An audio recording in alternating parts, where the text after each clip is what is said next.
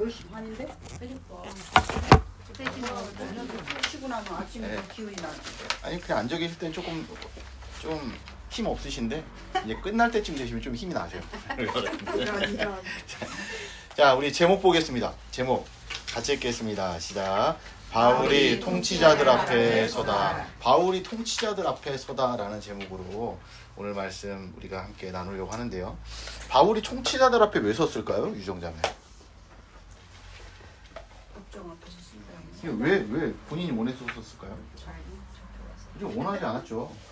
근데 통치자들 앞에, 통치자들이라는 거는 그 당시 최고의 권력을 가진 사람이고 말 한마디면 바울을 죽일 수 있는 그런 사람들 앞에 바울이 섰는데, 바울은 통치자들 앞에 원하지 않았지만 거기 섰어요. 그런데 그 통치자들 앞에 섰는데 안녕하세요. 다시 하겠습니다. 아니요. 다시 그냥. 아니에요.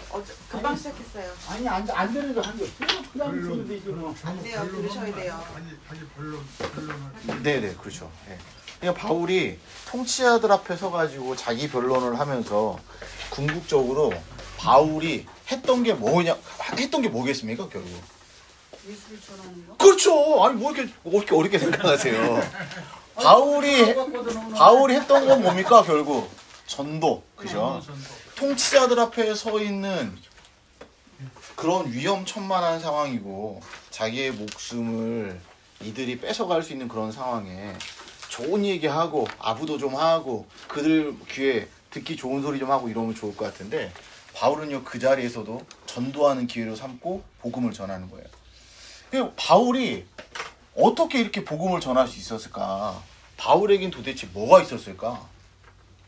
뭐가 있었을까요? 믿음, 구하시나. 다 얘기해 보세요. 믿음, 담대함. 믿음, 담대함이라는 얘기를 용기라고 바꿔도 괜찮을까요? 네. 네. 그죠? 하나님 함께 하심을 자기는 알기 때문에 무서운 거. 잠깐 그렇죠. 그렇죠. 아무튼 네, 다 좋아요. 다 좋습니다. 이 지금 오늘 할 얘기가 다 나온 거예요. 그냥 바울이 이렇게 이 통치자들이라는 것은 이제 뒤에 얘기하겠지만 정치적으로 종교적으로 제일 높은 사람들이에요. 우리나라로 따지면 대법원장, 우리나라로 따지면은 무슨 뭐 대통령, 뭐 이 정도의 권한 있는 사람들 앞에서 바울이 자기 목숨을 내놓고 전도한 거예요. 뭐가 있었기 때문에? 용기가 있었기 때문에. 그럼 우리가 생각하는 용기하고 바울의 용기하고 조금 다른 것 같아요. 우리가 생각하는 용기는 뭡니까? 나가서 막 큰 소리 치고, 그죠? 유정자매는 어때요? 용기 좀 있어요? 이게 뭘 보이는 거랑 달라요. 상황에 따라 다를 것 같긴 경우에 해요. 따라서. 그래요.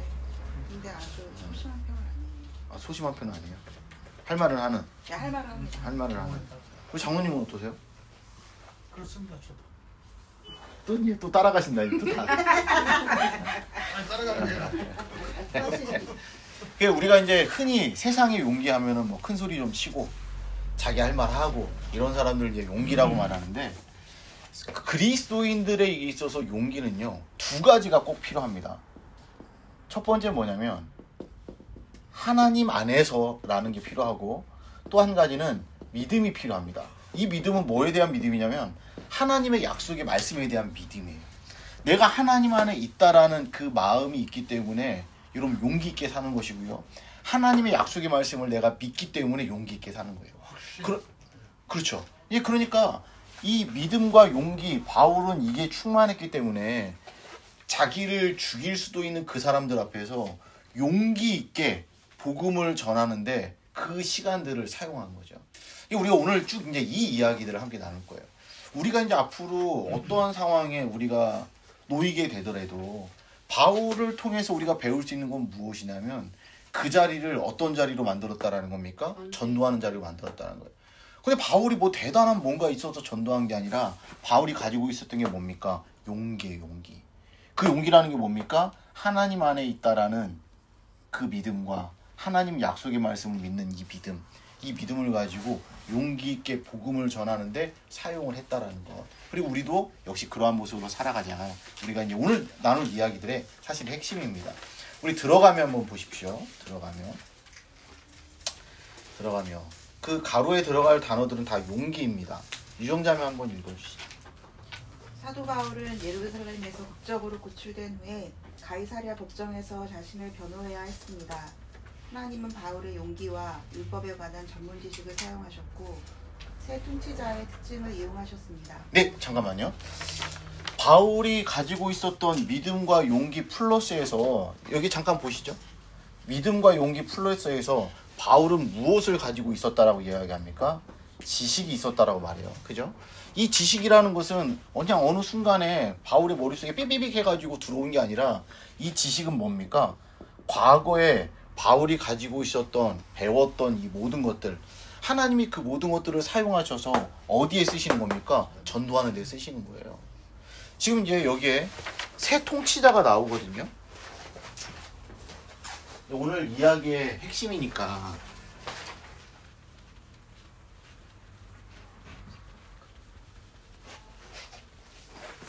새 통치자가 나오는데 이 새 통치자를 갖다가 좀 잘 아셔야 돼요.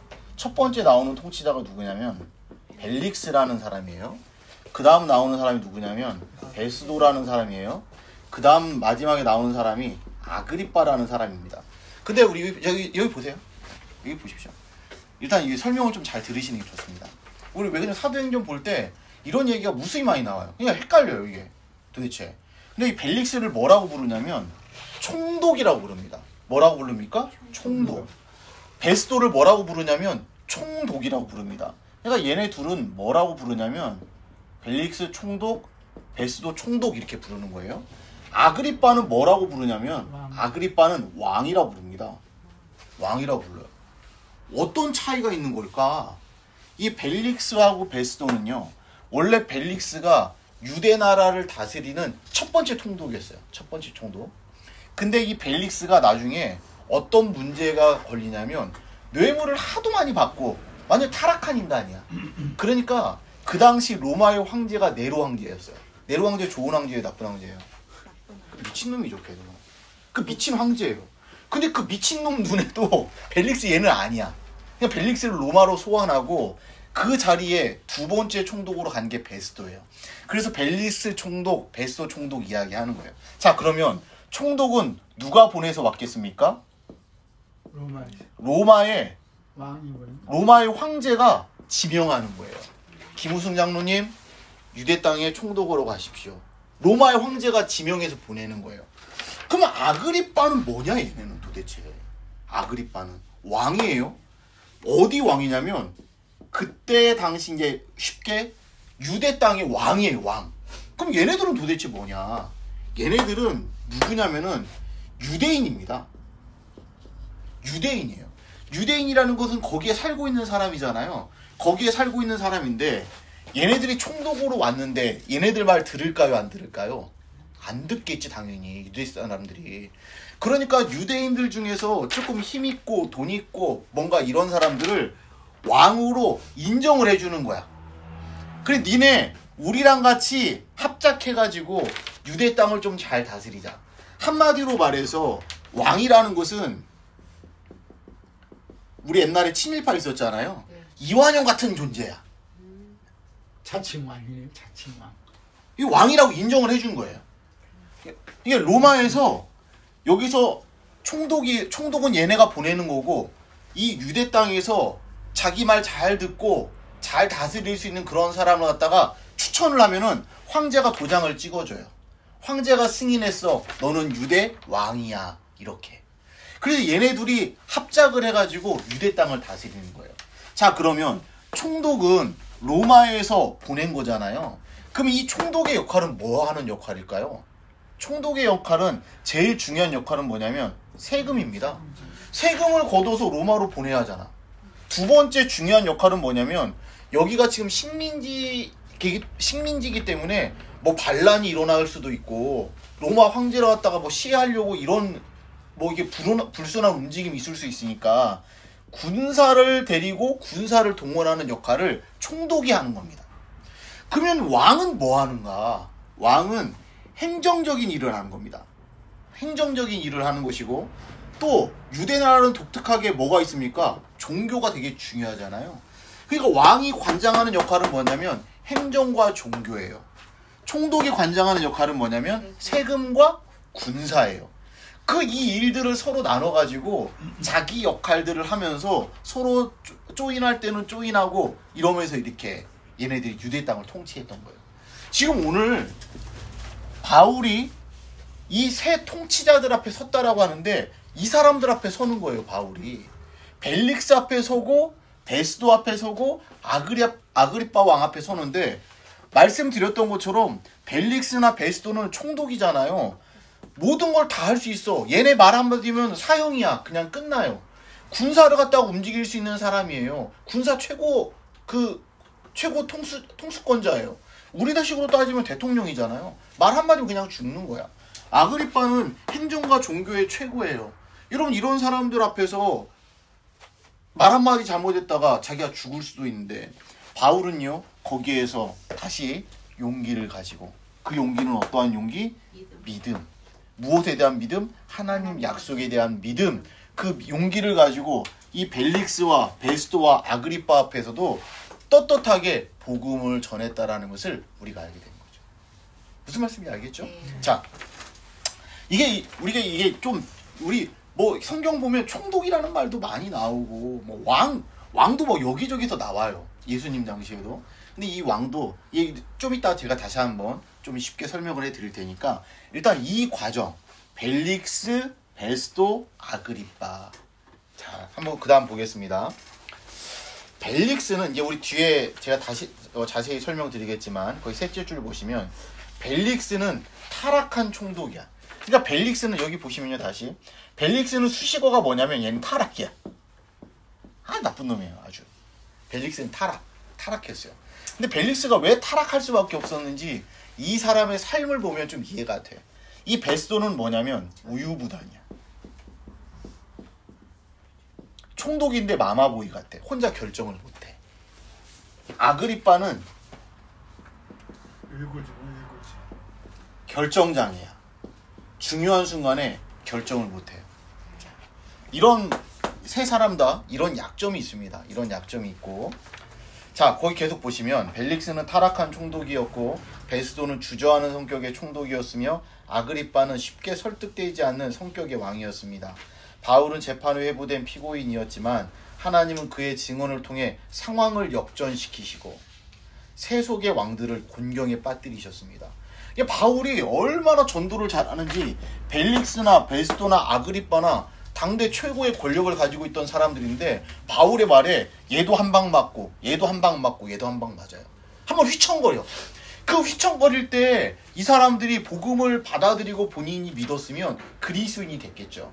근데 그들은 그렇게 바울이 복음을 전하고 전도함으로 인해서 한 방씩 카운터 펀치를 날렸는데, 그 교만한 마음이 꺾이지 않고 그리스도인 되는 걸 결국 포기합니다. 이게 나중에 우리 얘기하겠지만, 전도하는 것은 우리가 해야 될 일이야. 잘해야 돼. 최선을 다해서 이런 용기와 믿음을 가지고 해야 돼. 하지만 이들이 구원받고 변화되고 회심하는 것은 누구의 몫이다? 하나님의 몫이야. 그걸 지금 이제 보여주는 거예요. 오늘 말씀 통해서. 그 밑에서 세 번째 줄 보시면, 바울은 거짓 고발과 불공정한 구형과 심지어 죽음의 위협에도 아랑곳하지 않았습니다. 그는 용기와 신념으로, 신념이라는 게 믿음이잖아요. 용기와 신념으로 복음을 전할 기회를 매 순간 놓치지 않았습니다. 그러니까 우리가 뭔가 우리의 목적이나 목표가 복음을 전하는 데 맞춰져 있으면, 내가 지금 왜 어려움을 당할까? 이 어려움의 상황에서 하나님이 나를 전도자로 사용하시는 거예요.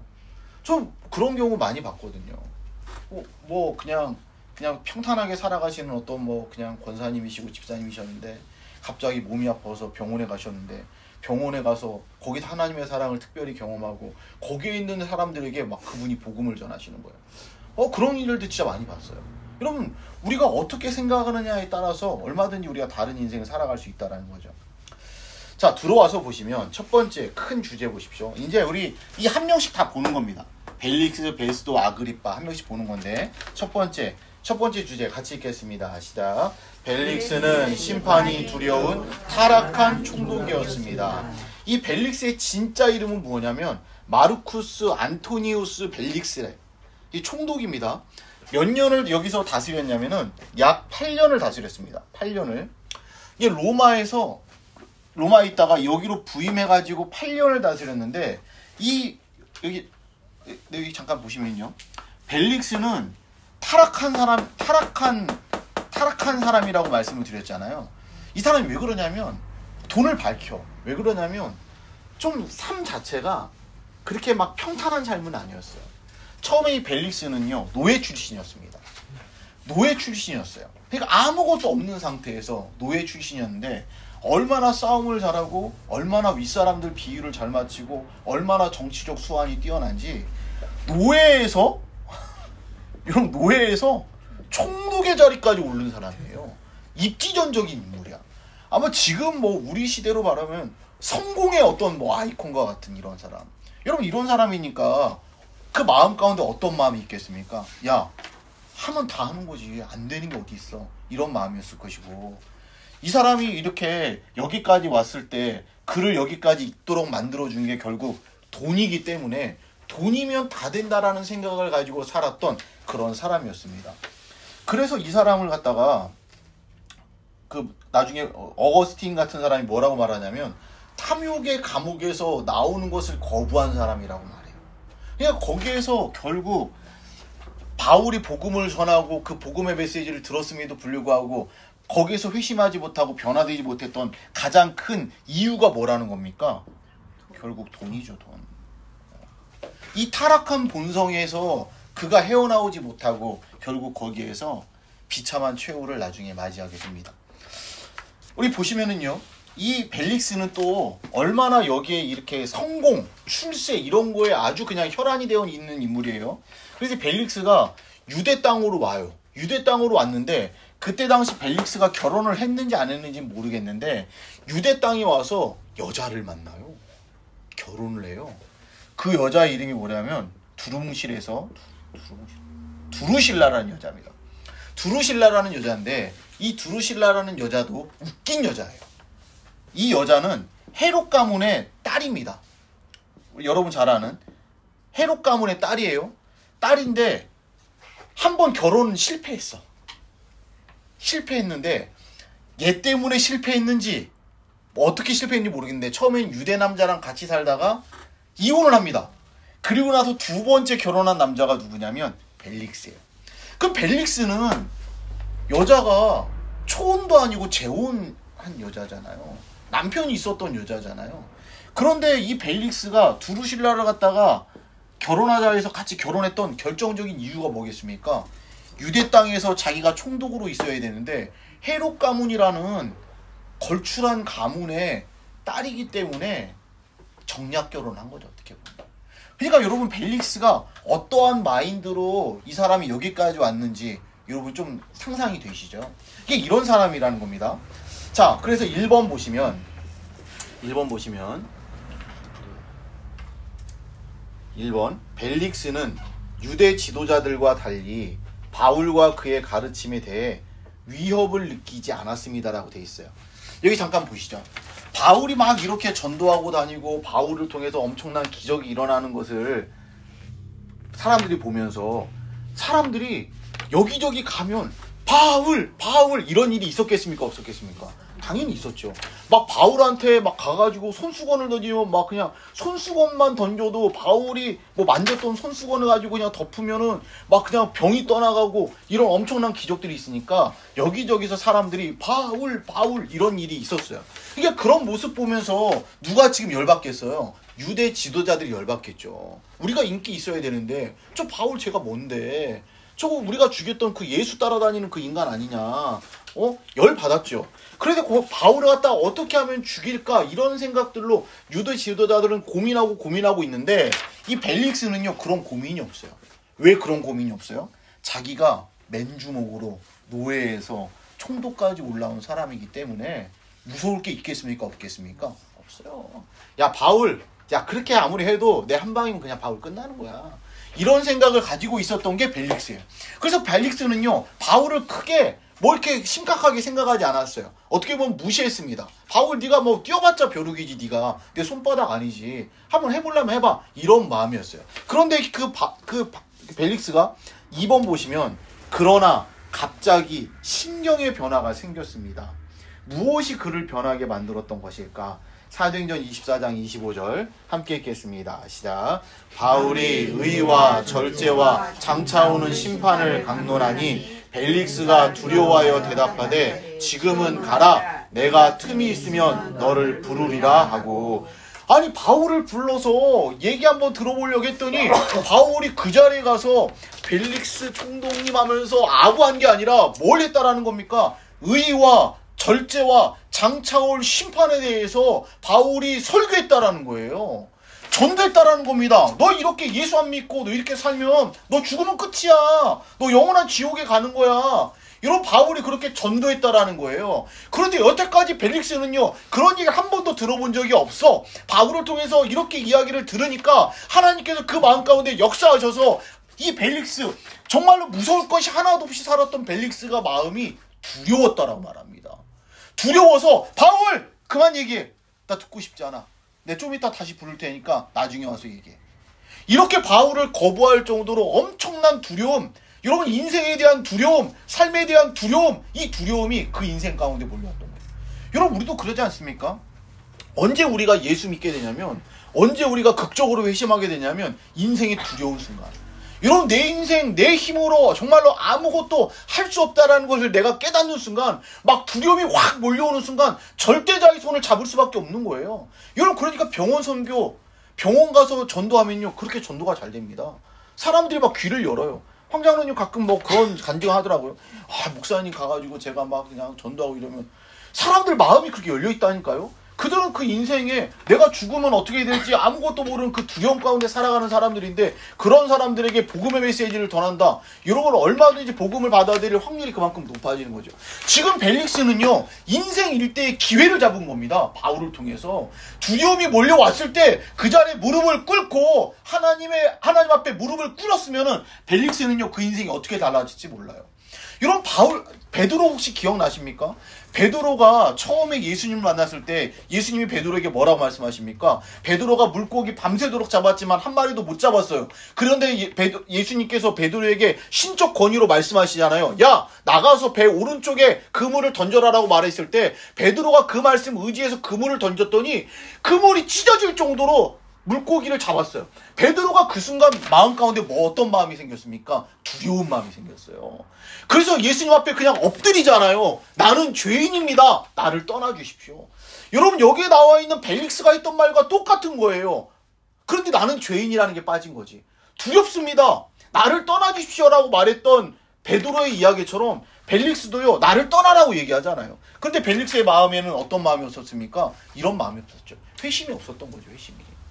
결국 벨릭스는요 그렇게 기회가 있었음에도 불구하고 그 기회를 살리지 못했기 때문에 바울은 그 자리에서 전도하는 기회로 삼고 벨릭스에게 그렇게 의와 절제와 장차올 심판에 대해서 이야기를 하고 전도를 했는데 벨릭스는 그걸 받아들이지 못해서 결국 여기에서 끝이 나는 그런 불행한 인생으로 끝나는 것을 보게 됩니다. 여러분 그렇기 때문에 3번 보십시오. 3번 보시면 이렇게 사람들은요 의와 절제와 장차올 심판에 대한 이야기를 하면요 두려울 수밖에 없어요. 그러니까 사람들이 듣기 싫어하는 거야. 예수 천당 불신교, 아 진짜 그런 얘기 좀 하지 마. 지옥이라는 것을 생각하고 싶지도 않은 거야. 노새 젊어서 늙어지면 못 노나니 이 땅에서 놀고 먹고 그냥 이게 좋은데, 그냥 그리스도인들 성도라는 사람들 맨날 만나면 예수 천당 불신교 외치니까 듣기 싫은 거야. 야 제발 하지 좀 마. 여러분 그런데 그리스도인은 3번 보시면 그리스도인은 장차 다가올 하나님의 심판을 두려워할 필요가 없습니다. 여러분 우리 심판을 두려워할 필요가 없는 거잖아요. 그게 성도잖아요. 여전히 우리 마음 가운데 장차 올 심판에 대한 두려움이 있다라면 여러분 아직 우리는요 주님 똑바로 안 만난 거예요. 주님 우리가 똑바로 만나면 우리 마음 가운데 주님이시는 평강이 있는 것이고 구원받을 믿음의 확신이 있는 것이고 그러한 마음으로 나아가는데 왜 두려움이 있겠습니까? 날마다 강하고 담대한 믿음으로 삶을 살아가는 거죠. 여러분 근데 웃긴 것은 무엇이냐면 이렇게 두려운 마음에 바울 너 그만해 듣기 싫어 다음에 부를게 라고 했는데 벨릭스가 다음에 바울을 불렀을까요 안 불렀을까요? 땡! 불렀습니다. 성경 잘 하셔야 되겠네. 자 우리 그 밑에 보십시오. 4번 벨릭스는 하나님의 심판을 두려워하고 바울의 무죄를 알면서도 무엇에 가득 차 있었습니까? 탐욕에 가득 차 있었어요. 그래서 바울을 부르는 거예요. 사도행전 24장 26절 같이 읽겠습니다. 시작. 그가 또 바울에게서 돈을 받을까 바라는 까닭도 있어 더 자주 불러 같이 이야기하더라. 바울이 이렇게 복음 전하니까 부르는 거야. 야, 그 그리스도에 대한 이야기 조금 더 해봐. 그럼 바울이 막 얘기하면 야야야, 너 근데 너 여기서 돈 조금 내면 너 나갈 수 있을 것 같은데 돈 조금 내고 나가는 게 어떠냐? 이런 식으로 얘기를 했다는 겁니다. 바울을 부르긴 불렀는데 영생에 대한 소망을 가지고 부르는 게 아니라 하나님에 대한 진지한 알을 가지고 부르는 게 아니라 무엇 때문에 불렀다라고 이야기합니까? 돈 때문에. 여러분, 탐욕. 결국 이 벨릭스는요, 구원받을 기회가 있었음에도 불구하고 자기가 만들어온 탐욕의 감옥 속에 갇혀서 결국 거기서 헤어나오지 못하는 그런 불쌍한 인생이 되고 맙니다. 나중에 이 벨릭스가 아까도 말씀드렸던 것처럼 네로 황제가 너무나도 얘가 탐욕스럽고 너무나도 부정부패가 심하고 너무 뭐 사람들 그렇잖아요. 아무리 식민지여도 막 거기서 쥐어짜고 막 사람들한테 막 세금 걷고 세금 걷어서 로마로 보내는 것뿐만 아니라 막 자기 돈도 엄청 채우고 이러니까 사람들 원성이 높아졌겠죠. 금방이라도 폭동이 일어날 것 같았겠죠. 그러니까 로마 황제가 벨릭스 넌 아웃 시켜버린 거예요. 그리고 나서 누굴 보냅니까? 베스도를 보내는 거예요. 베스도. 자, 그 밑에 보십시오. 우리 큰 2번 보시면 베스도는 주저하며 책임을 전가하는 총독이었습니다. 이 베스도의 진짜 이름은 포르키우스 베스도라고 불리는데 베스도는 몇 년을 통치했냐면 4년을 통치합니다. 여기서 4년을 통치하는데 여러분 한번 생각해 보십시오. 이 벨릭스가 약간 느낌이 어떤 느낌이냐면 개척자의 느낌이에요. 막 가가지고 막 안 되면 되게 하고 이런 느낌. 근데 얘가 잘 못했어. 그래서 다음에 보내는 사람은 어떤 사람이겠습니까? 오히려 안정적인 사람. 그쵸? 순둥이 같은 사람. 이런 사람이에요. 베스도가 그런 느낌입니다. 그런 느낌. 그런 느낌에 지금 총독이 온 거예요. 근데 그런 사람들은 뭐 순둥순둥하고 뭐 사람들이랑 뭐 얘기하는 것도 잘하고 이런 어떤 정치적인 수완은 뛰어났을지 모르지만 결정적인 단점이 뭐겠습니까? 우유부단했다라는 거예요. 복음을 받아들이는 데에도 우유부단한 모습을 보게 되는 거죠. 그 밑에 보십시오. 첫 번째 1번 베스도도 벨릭스처럼 중대한 시점을 맞이합니다. 그러니까 여기서 벨릭스가 바울을 만나서 그 인생에 처음으로 복음을 듣고 두려운 마음이 확 밀려오고 그렇죠? 그 인생의 중대한 시점을 경험했던 것처럼 베스도 역시도 바울을 만나면서 인생의 중대한 시점을 맞이하는 거예요. 자, 그 밑에 보십시오. 황종숙 집사님, 베스도는 그 부분 한번 읽어주십시오. 베스도는 바울이 로마를 상대로 어떤 죄도 저지르지 않았다는 것을 알았고 증거 불충으로도 그가 석방할 수 있었습니다. 하지만 그렇게 하지 않았습니다. 왜냐하면 유대 지도자들이 격분할 수 있기 때문입니다.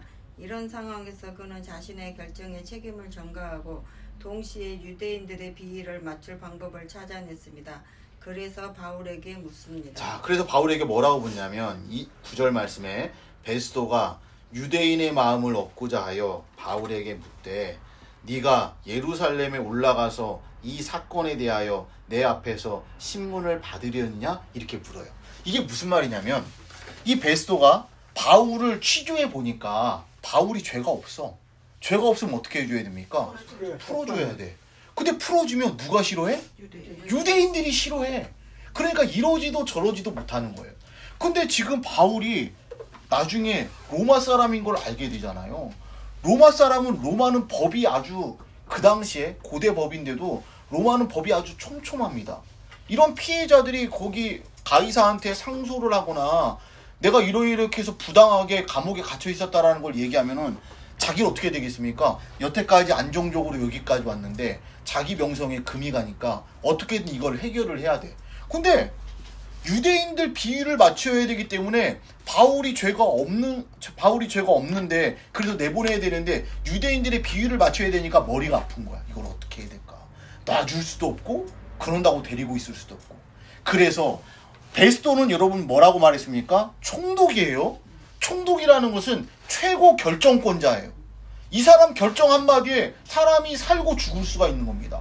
석방되고 여기에 있을 수가 있는 겁니다. 그 정도 최고 결정을 가지고 있는 리더십을 하나님이 그에게 주셨는데 그는요 그것을 하지 않고 오히려 자기가 결정할 수 있는 권한을 누구한테 줍니까? 바울에게 주는 거예요. 야 바울, 너 여기에 계속 갇혀 있으면 좀 그러니까 너 차라리 예루살렘에 나랑 같이 가서 너 거기에서 신문 받을래? 여러분 지금 바울이 예루살렘에서 죽을 뻔해서 여기까지 온 거잖아요. 지금 가면요 바울을 죽이겠다고 사람들이 지금 칼을 갈고 있는데 그런 바울한테 야 바울 예루살렘에 가서 나랑 같이 또 한번 우리 이렇게 또 재판 한번 받을래? 지금 얘기하는 거예요. 이게 우리가 이렇게 생각하면 됩니다. 우리나라도 지방법원이 있잖아요. 지방법원 있고 그 다음에 고등법원 있고 그 다음에 대법원이 있잖아요. 지금 이 총독이 하는 역할은 어떤 역할이냐면 고등법원의 역할인 거야. 지금 그 예루살렘에서 그 사람들이 하는 재판은 어떤 재판이냐면 지방법원의 역할 같은 거야. 그러니까 고등법원에서 무죄 판결이 나면 그냥 여기서 놔주면 되는데 이걸 다시 요즘 그 무슨 이재명 대통령 후보 때문에 우리가 이런 거 하는데 이걸 반려시킨다? 각하시킨다? 해서 다시 지방법원에서 우리 여기 그럼 처음부터 한번 다시 우리 재판을 해보자라고 얘기를 하는 거예요. 여러분 바울 같으면 가겠습니까? 안 가겠습니까? 안 가죠. 가면 죽는데. 근데 바울이 두려워서가 아니라는 거예요. 두려워서가. 자, 그 밑에 보십시오. 2번 보시면 바울의 목표는이라고 되어 있습니다.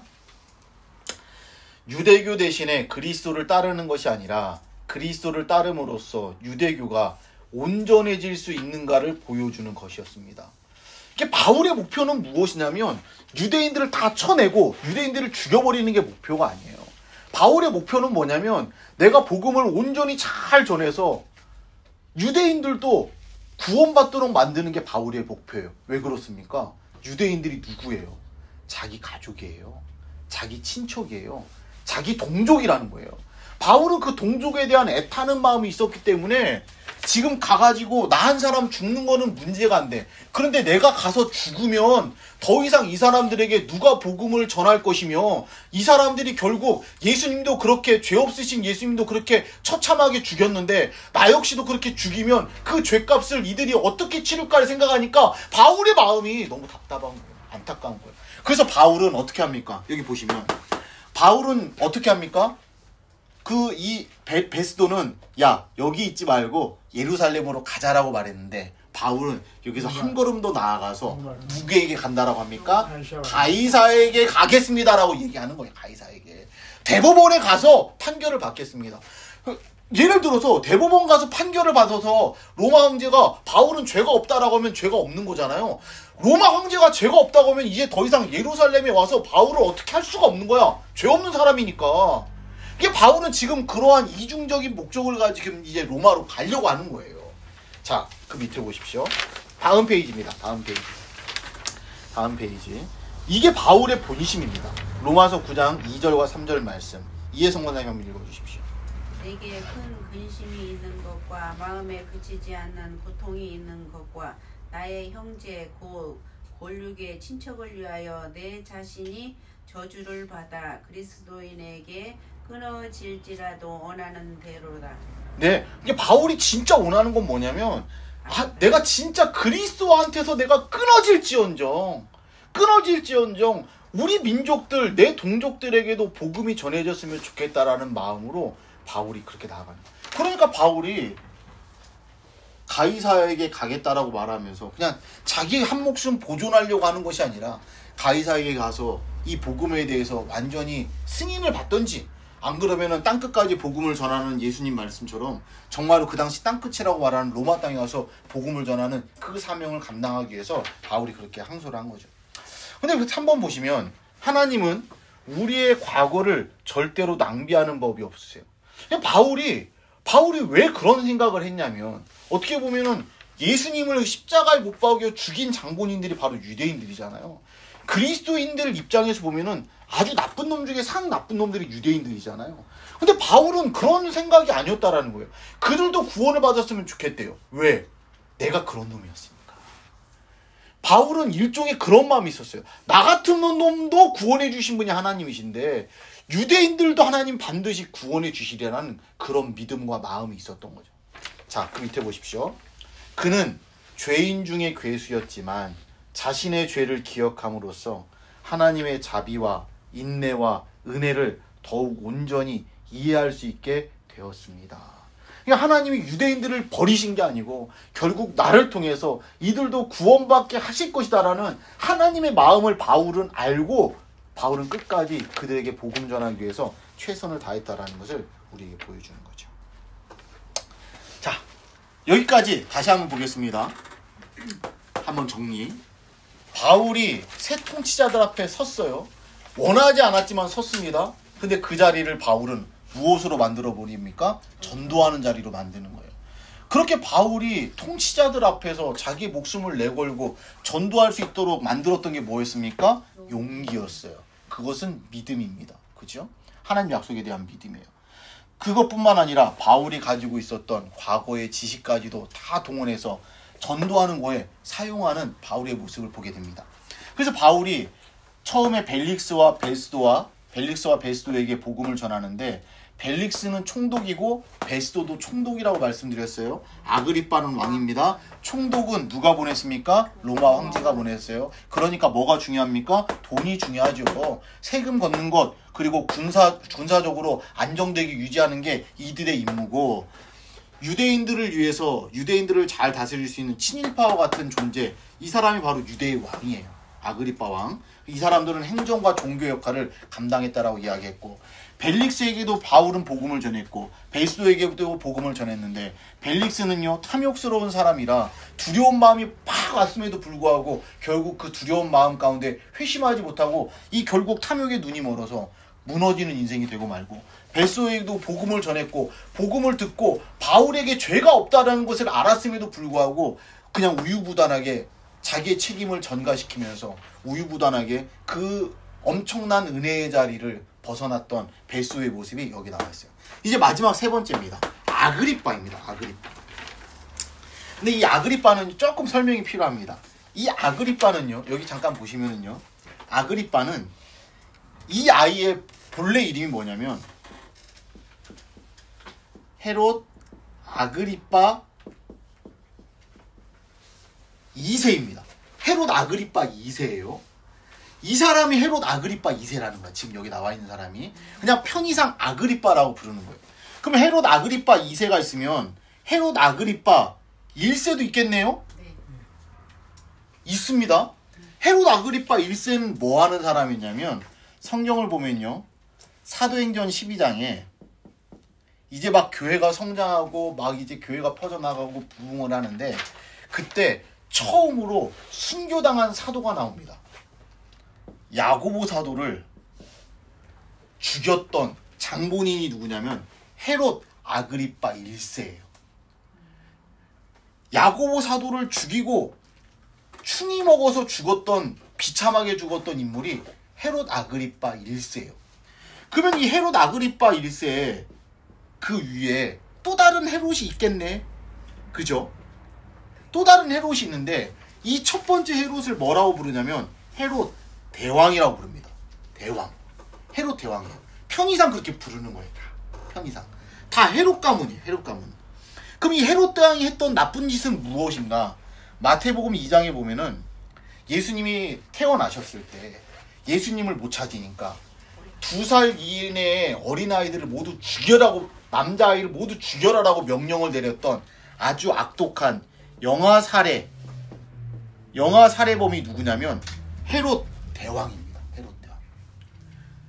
여러분, 이 가문이 로마 식민지 기간 동안, 로마가 유대 땅을 다스리는 식민지 기간 동안 로마에게 왕으로 인정을 받아서 이스라엘 백성들을 아주 핍박하고 괴롭혔던 나쁜 인간들이 바로 이 인간들이에요. 헤롯 가문입니다.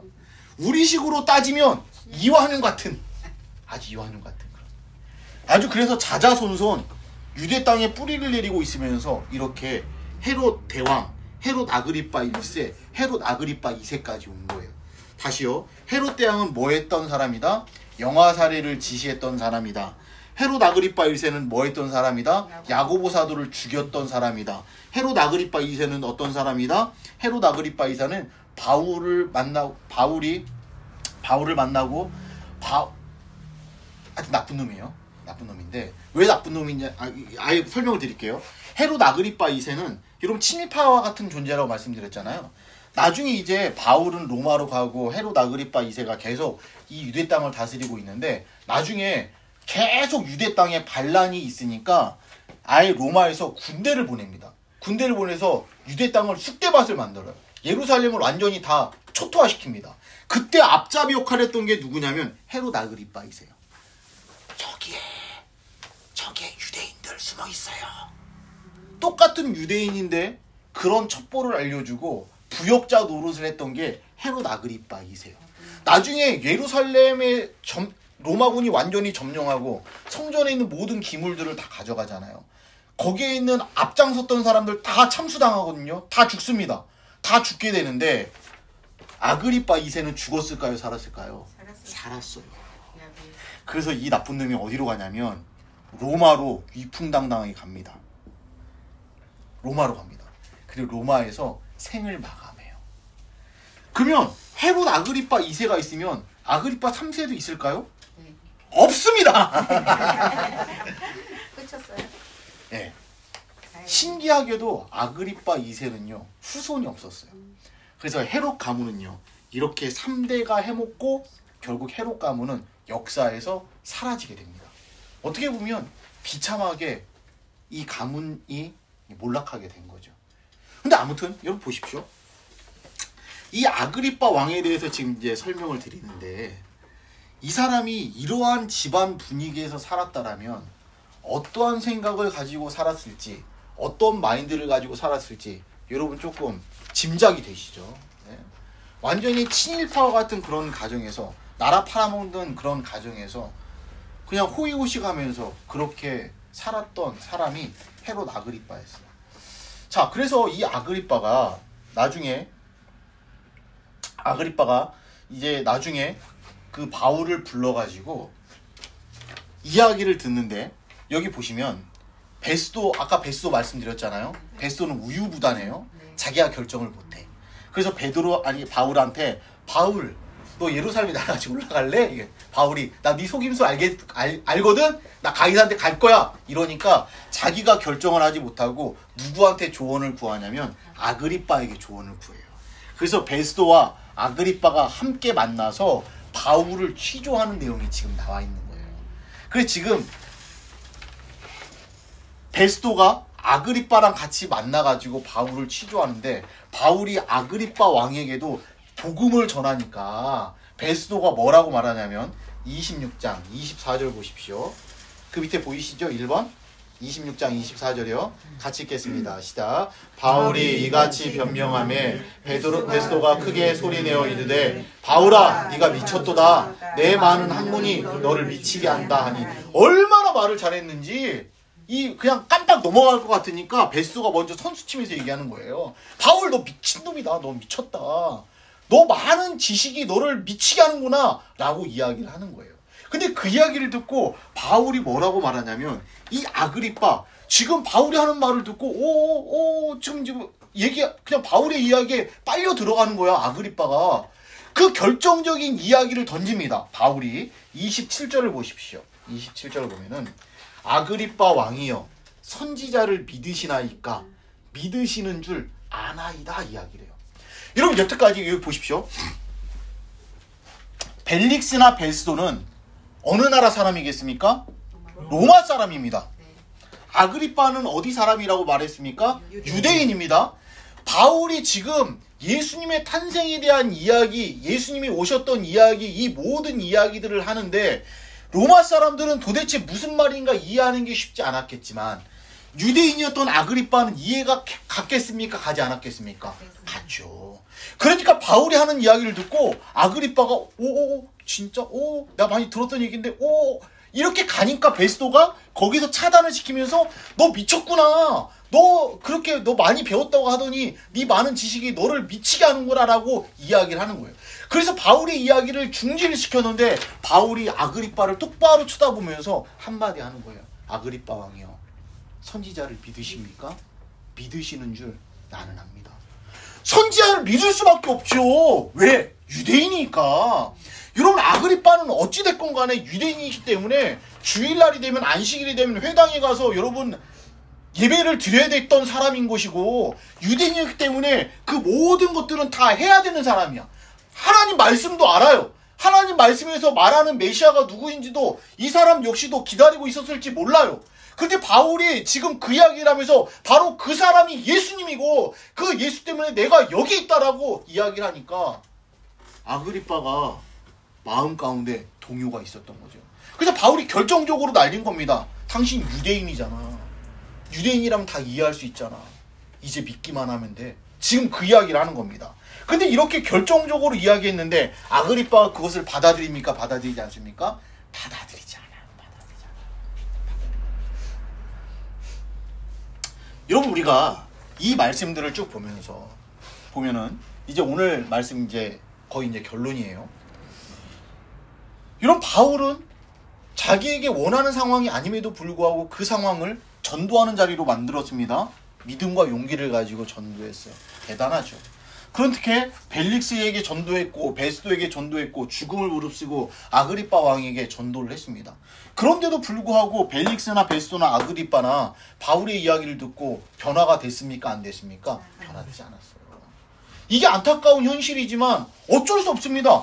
우리가 사는 삶에서도 우리가 늘 경험하는 거잖아요. 여러분, 수많은 사람들에게 예수가 그리스도임을 증거하고 우리가 전하지만 여러분, 어떻게 보면 우리가 바울만큼은 아니어도 여러분 나가서 우리가 복음 전하잖아요. 근데 거절당할 때가 훨씬 더 많아요. 여러분, 우리가 이걸 통해 알 수 있는 게 뭡니까? 그 밑에 3번 보시면 복음을 전하는 것은 우리의 몫이지만 회심은 하나님의 역사로 이루어지는 겁니다. 성도는 그것을 깨닫는 겁니다. 그러면 여러분, 전도가 더 이상 어렵지 않아요. 여러분, 거절도 한두 번 당할 때가 좀 가슴 아프고 이러지, 뭐 10번, 20번, 100번, 200번 당하면요, 뭐 그러는 게 합니다. 그리고 크게 우리 마음에 막 그냥 큰 상처를 내지 않아요. 여러분, 바울도 그랬다는. 바울이 가지고 있는 믿음과 용기를 가지고, 바울이 가졌던 엄청난 지식을 가지고 복음 전하는데 사용했는데 이들이 진짜 거의 넘어질 뻔했는데 넘어지지 않았다라는 거예요. 그들은 결국 회심하는 것은 누구의 몫이라는 거예요? 하나님의 몫이라. 하나님. 거기까지 우리가 컨트롤할 수는 없다라는 거죠. 그래서 그 밑에 보시면 우리는 복음을 전하고 기도하며 도전하고 격려합니다. 그러나 우리가 거듭나게 할 수는 없습니다. 오직 성령님만이 복음을 받아들이게 하시고 그들의 완악한 마음을 찔러 새 생명을 주실 수 있습니다. 바울은 거의 그리스도인이었을지 모르는 아그리빠에게 복음을 전했던 것입니다. 이게 오늘 이야기 어떻게 보면 우리가 적용 부분 나눠야 될 핵심인데요. 여러분, 그리스도인이 있고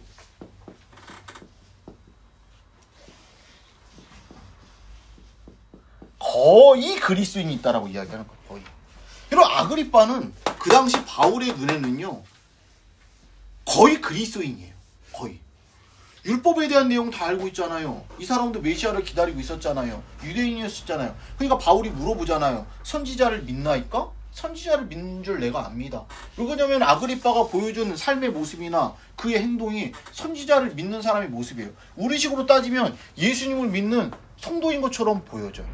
그런데 그 사람이 뭐라는 거예요? 거의 그리스도인이라는 거예요. 여러분, 그리스도인에게는 구원이 있지만 거의 그리스도인은요, 그리스도인이 아니에요. 여러분, 거의 그리스도인이 아닙니다. 이 사람에게는 구원이 없어요. 여러분, 거기 보십시오. 거의 기독교는 가슴 아픈 진실이라고 해요. 우리 시대의 진실이에요. 여러분, 나가서 요즘 전도해 보면은 우리나라에도 복음이 들어온 지 130년, 140년 됐기 때문에 복음에 대한 이야기를 안 들어본 사람이 없고 교회가 뭐 하는 데인지 모르는 사람들이 거의 없을 정도로 여러분, 많은 사람들이 교회에 대해서 잘 알고 있습니다. 예수님에 대해서 들어봤습니다. 여러분, 그런데 그 사람들 전도해보면 뭐라고 말합니까? 나 당신보다 성경 많이 알아. 나 당신보다 내가 신학은 더 많이 공부했을걸? 나도 옛날에 교회 좀 다녔어. 여러분, 이런 얘기. 여러분, 그런 얘기가 다 뭐라는 겁니까? 나는 거의 그리스도인이라는 거예요. 거의 그리스도인.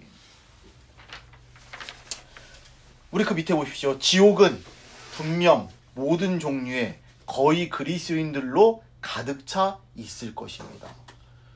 여러분 지금 같은 시대에 전 세계에 뭐 85억, 90억 가까운 인구가 산다라고 말하는데 여러분 웬만한 사람 빼고 복음에 대해서 안 들어본 사람이 어디 있겠습니까? 여러분 그러지 않겠습니까? 여러분 직접적으로든 간접적으로든 복음의 메시지들을 접할 수밖에 없는 우리가 그런 세상을 살아가고 있어요. 근데 그 사람들 중에 정말로 예수 믿고 하나님의 자녀답게 살아가는 그리스도인들은 사실은 얼마 되지 않는 것이고 거의 그리스도인들은 많다라는 거야. 거의 그리스도인. 야 그냥 대충 해. 나도 그 정도는 알아. 이렇게 말하는 사람들. 그래서 지옥은요 가보면은 아예 생판 아무것도 모르는 그런 사람들이 있는 게 아니라 거의 그리스도인으로 가득 차 있을 것이다라고 말하는 거예요. 아그리빠처럼 복음을 듣고도 계속하여 예수 그리스도를 거절하는 사람들로 말입니다. 거절하는 사람들.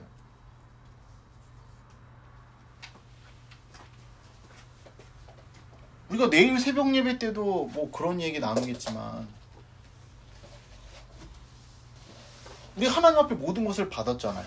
모든 것을 받았기 때문에 사실은 그것을 흘려보낼 수 있는 것이 청지기로서 우리의 역할인데 우리가 그것을 거절한다라면 복음이 아직 우리 삶 가운데 역사하지 않는 거죠. 하나님께서 우리를 들어서 너희가 가지고 있는 재능과 네가 가지고 있는 달란트를 가지고 하나님 나라를 위해 쓰였으면 좋겠다. 그것을 통해서 많은 영혼들을 전도하는 일에 썼으면 좋겠다라고 말하는데 우리가 그 자리를 거절한다라면 우리는요 어떻게 보면 거의 그리스도인으로 살아가는 사람일 수도 있다라는 거예요. 여러분 예수님 말씀 앞에 온전히 순종하며 나가는 사람이 그리스도인이지 이런저런 핑계를 대면서 거절한다? 그 사람은요 거의 그리스도인이라고 말할 수 있다라는 거죠. 이것 아니면 저것 곧 복음을 믿거나 거절하거나입니다. 여러분 신앙생활에 회색지대는 없습니다. 믿고 제대로 살든지 믿는 것처럼 보이지만 결국 안 믿는 사람이든지 신앙생활에 회색지대는 없습니다. 양과 염소가 있을 뿐이에요. 알곡과 가라지가 있을 뿐입니다. 그 중간지대는 없다라는 거예요. 그러니까 우리가 예수 믿고 여러분 뭐 신앙생활 하려면은 똑바로 우리가 해야 되겠죠. 똑바로. 네. 저한테 하는 말입니다. 그럼에도 불구하고 복음은 거의 그리스도인들도 예수 그리스도를 제대로 믿기만 하면 진정한 그리스도인이 될 수 있다는 희망을 전합니다. 생명이 있는 한 누구나 하나님의 구원의 손길 아래에 있습니다. 바울은 그 사실을 알았기 때문에 이들에게 복음을 전했던 거죠. 여러분 저 같으면은 아그리빠 이런 인간은 진짜 말도 섞기 싫었을 것 같아요. 우리 시대의 이완용이라니까요. 여러분 이런 인간한테 그냥 저런 놈 진짜 정말 능지처참을 당해. 뭐 이런 생각할 텐데 바울은 그럴지라도 이 사람에게도 구원이 하나님께서 예정된 구원이 있다라면 나를 통해서 그 구원의 은혜가 흘러갔으면 좋겠다라는 마음으로 복음을 전했던 거죠. 이런 마음이 우리에게 필요하다. 자, 그 밑에 신학적 주제와 그리스도와의 연결은 여러분 보시면 좋을 것 같고 선교적 적용은 보시면 하나님은 우리에게 자신이 처한 상황보다는 다른 이들의 구원에 더 큰 관심을 기울이라고 말씀하십니다. 바울처럼. 네, 여기까지. 혹시 질문사항 있으신가요?